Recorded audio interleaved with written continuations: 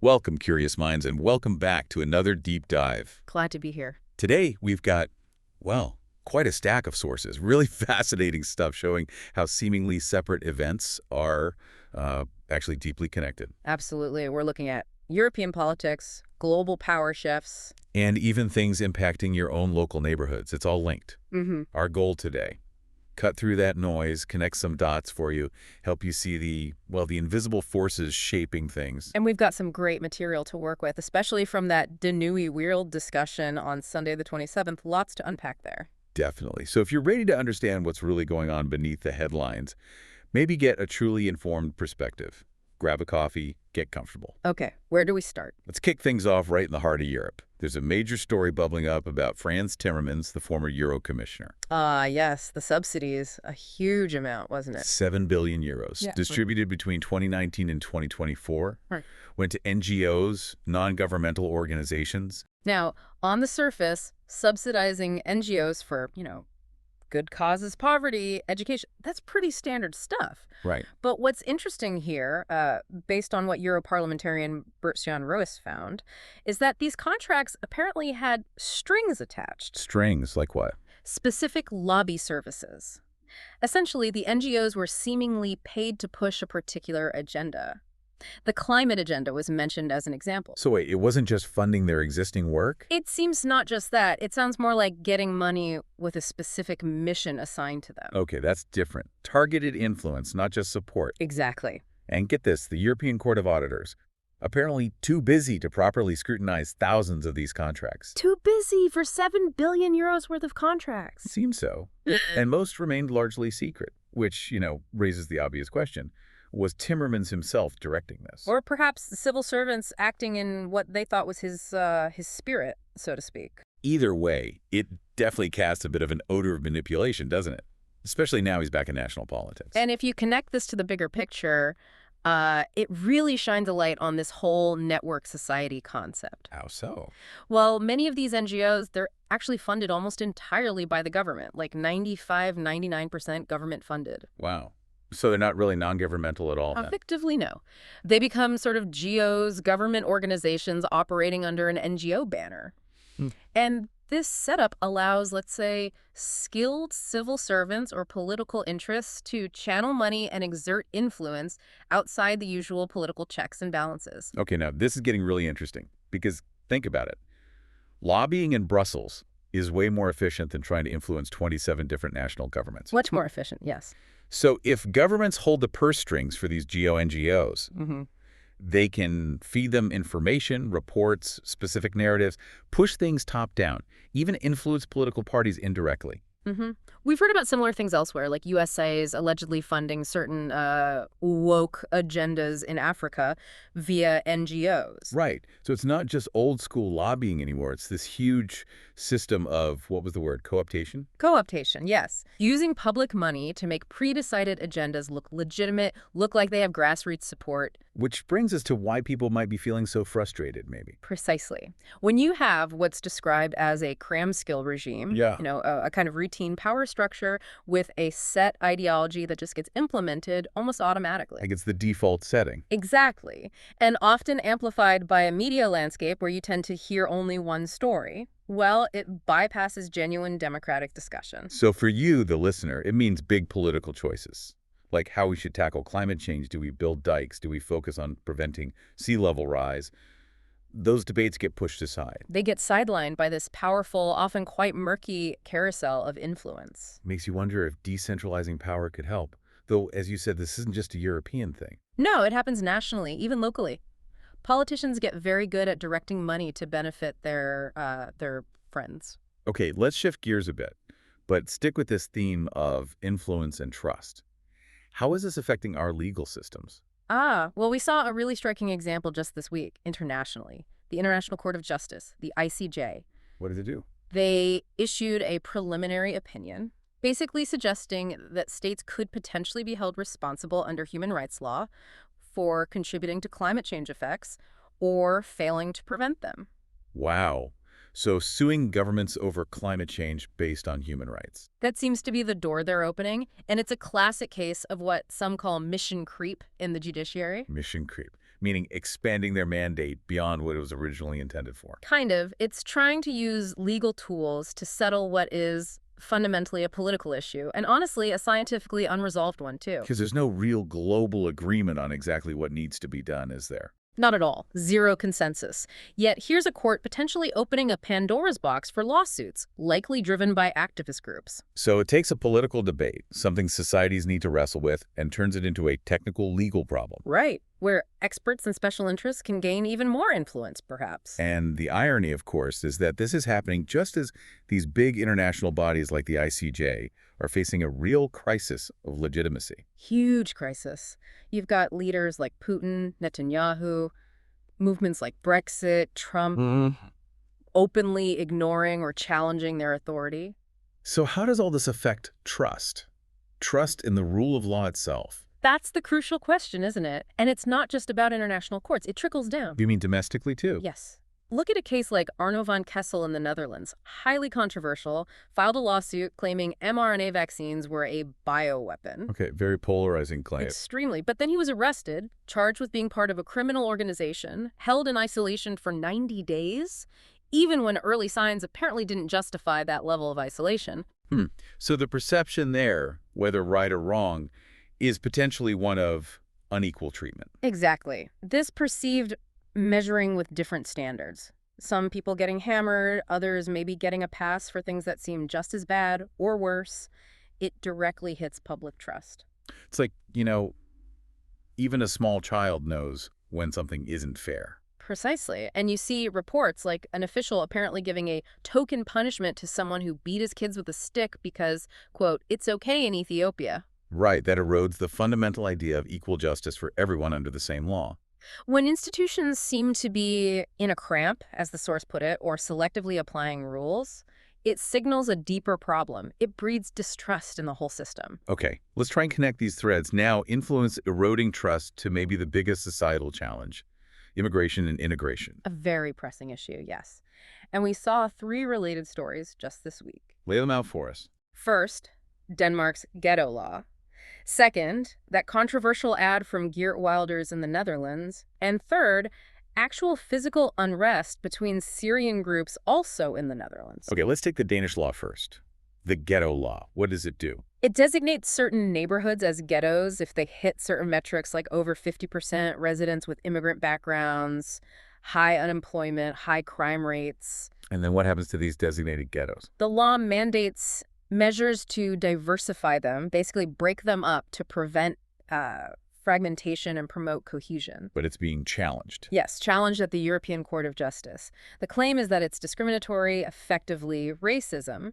So Denmark says it's trying to preserve social cohesion, but critics say it violates rights. That's a tough nut. It raises a huge question. When does a country's attempt to protect its own social fabric cross the line to infringing on individual rights? Where is that boundary? And then meanwhile, in the Netherlands, you have this Wilders ad. Right. It depicted a potential future Netherlands showing certain, let's say, visible cultural expressions of Islam women in headscarves, talk of Sharia councils. And that caused a firestorm, I imagine. Huge debate. But significantly, a major newspaper, NRC, framed criticism of the ad or the vision it presented as Islamophobia, comparing it directly to anti-Semitism. Okay, that's a strong comparison. And the implication. Well, it effectively shuts down the conversation, doesn't it? Yeah. A liberal society has to be able to discuss where the boundaries are. Religious freedom versus established societal norms. If you can't talk about it. You risk losing cohesion altogether. Exactly. And you see the real-world fallout, maybe, with the third story. Syrian Druze groups physically fighting each other on Dutch streets. Bringing conflicts from their homeland here. Precisely. Some apparently even go back to Syria to fight, then return here, having claimed asylum. It's not really about immigration per se anymore. It's about integration. Yeah. Or the like of it. Are they Syrians living in the Netherlands, or are they becoming Dutch citizens who happen to be from Syria? It's a fundamental difference. Which brings up the question of enforcement, doesn't it? Maintaining our own laws and norms. Absolutely. Things like ensuring kids go to school, participate in society, basic laws like no child beating. These need to apply equally without bending excessively to external cultural pressures. But if a group becomes large enough in one area, say thousands of people from one background, they can potentially create a parallel society, their own shops, mosques, social structures. The practical need to integrate diminishes, Yeah. and this highlights a clash. Our Western culture often values compromise, finding middle ground. But in some other cultures, described sometimes as clan cultures, compromise can be seen as weakness, as defeat. So are we sometimes too empathetic? Is that what's being suggested? The term used was suicidal empathy, prioritizing empathy to the point where we fail to set clear standards or expectations for newcomers, which, paradoxically, might undermine the very society they've come to join. And there's a point made about our own elites, too, kind of like the fish rotting from the head. Right. If elites downplay national identity, say things like the Dutch don't exist, promote English over the national language in universities. They seem detached from their own culture. Can we really blame newcomers for clinging strongly to their own heritage and identity? It leads to fragmentation. Tribalization, maybe. That's the word used, tribalization, where your primary loyalty isn't to the nation state, but to your specific ethnic, religious, or maybe even ideological group. National identity weakens. And there's also a critique of paternalism in how we approach integration. Yes, a fascinating point.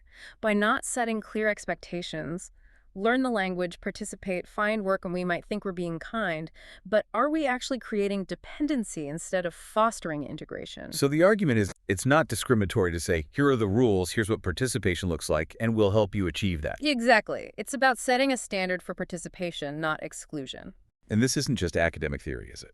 It has real impacts on people's lives. You mentioned people moving. Yes, people moving out of cities looking for, quote, white schools because they perceive a breakdown in social cohesion in their diverse neighborhoods. That's a direct consequence people feel. And you argue this is why we see ethnic tensions flaring up, why figures like Wilder's gain traction. It's presented as a kind of revolt, a reaction against a system that seems unwilling or unable to enforce its own rules or to actively build a shared sense of community that includes everyone. And the warning is, if the formal rule of law doesn't protect citizens caught in these cultural clashes, People might eventually feel forced to take matters into their own hands, and the consequences then could look very different depending on which group you belong to. A scary thought.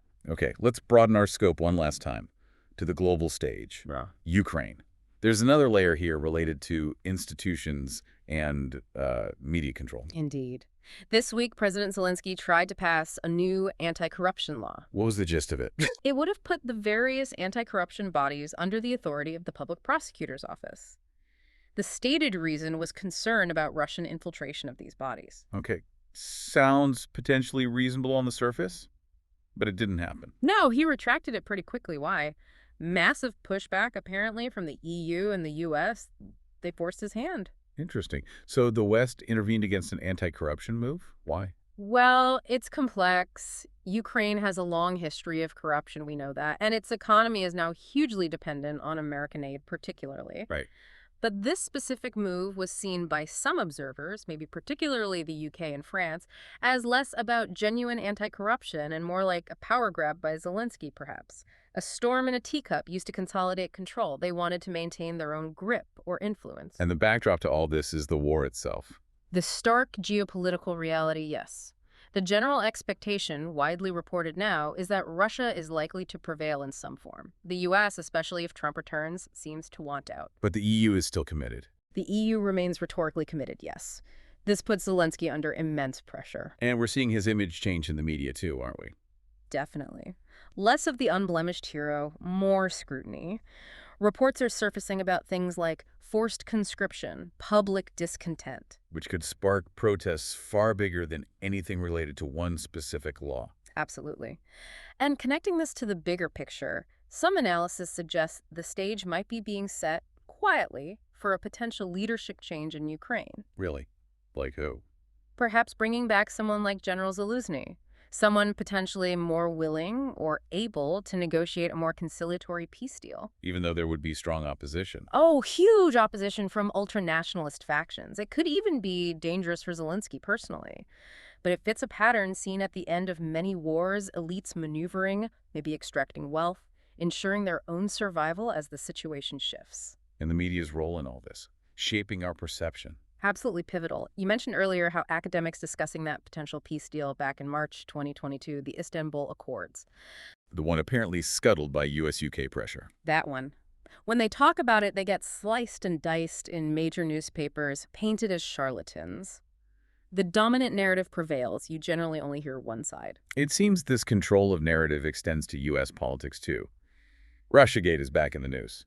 It is, resurfacing now. Some suggest it might be a convenient distraction, maybe from the Epstein scandal fallout, but the core issue is how these narratives were deployed. And what's the new angle on Russiagate? What's fascinating, or maybe alarming, is the implication now seems to be shifting towards Obama and his administration. How so? The suggestion is that they might have played a key role in framing or pushing the Russiagate narrative, even though intelligence agencies reportedly found no actual evidence of Russian interference swaying the 2016 election outcome. So what does this all mean for how we get our information? It means the media often aren't just neutral reporters anymore. They've become important players, as the source puts it, activists, in a sense. And that old journalistic standard hearing and counter-hearing, getting both sides, seems to be missing sometimes. Often absent, yes. We saw it arguably with the suppression of stories like the Hunter Biden laptop controversy before an election, while other narratives, like the politically charged impeachments against Trump, received relentless coverage. It's a fundamental shift in the information environment for you, the listener. So what are the potential consequences of these revelations, say about Russiagate in Obama's administration? Well, actually, prosecuting someone like Obama seems highly unlikely, politically, especially in Washington, D.C. Right. But the fact that it's even being seriously discussed now, years later, that sends a powerful message. A message to whom? To other high-ranking officials, perhaps. That actions taken while in power, even potentially years ago, might eventually come back to bite them. That there could be serious repercussions down the line. So a potential crack in the idea of impunity for the powerful. Possibly. It's perhaps a signal that the era where high-ranking government figures could assume their actions would never be seriously questioned might just be starting to end. Wow. We have covered a lot of ground today. We really have. From those go NGOs quietly wielding influence in Brussels to the very definition of justice and identity being debated in our communities. And then this high-stakes game of global power and media narratives. It's all interconnected, isn't it? The common threads seem to be this complex dance of influence, a worrying erosion of trust in key institutions. And the fact that these big shifts have very real consequences for you listening now in your daily life, it's a complex picture. Definitely complex. So what's the key takeaway for you, the listener, from all of this analysis? I think it underscores that staying informed, really looking behind the headlines, questioning the narratives presented, it's more vital than ever. The stakes just feel incredibly high right now. The old ways of doing politics, of organizing society, they seem under enormous strain. They certainly do. So maybe the provocative thought to leave you with today is this. In a world where trust in institutions seems to be weakening, where that social cohesion feels like it's fraying, what's your role? Your individual role. What's your part in maybe rebuilding some shared purpose, some mutual respect? That foundation a functioning society really needs. How can each of us contribute to a future where, regardless of where people come from, there's a willingness to build something positive together? A challenging question. Thank you for joining us on this deep dive today. Thank you. Until next time, keep digging, keep asking questions, and do stay well informed.